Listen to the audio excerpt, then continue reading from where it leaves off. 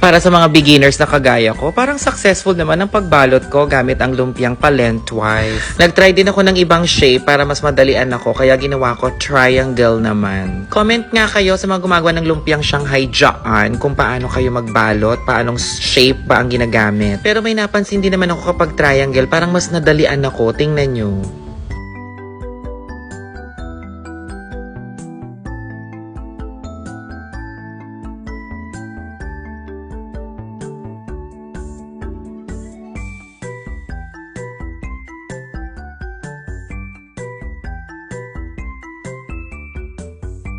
O, diba? Parang mas dumali ang buhay kapag triangle shape.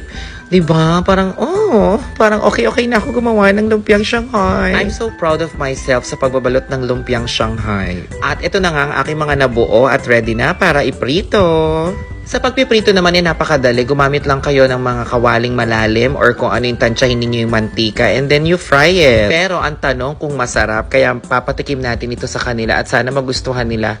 Pero guys, sobrang successful yata ng aking lumpiang Shanghai first time edition. At para naman sa dip, pumili ako ng sweet chili sauce na Del Monte, pero kung gusto nyo ketchup lang, wala namang problema. Sa mga manonood nito, mag-comment naman kayo ng name ninyo at taga saan kayo para ma-shoutout ko kayo. At syempre, para malaman ko kung hanggang saan nakakarating ang video na to. Mag-comment din kayo kung ano yung mas madali at mas mabilis at mas masarap na way and mas murang mga ingredients para ma-achieve ko yung isang masarap na lumpiang Shanghai, ha? So ito na nga ang lumpiang Shanghai. Alam Miss A, first time lang yan pero ang linamnam. Wait nyo na lang ang mga comment ng aking mga papakainin. Hollywood, si Miss A to, kain na!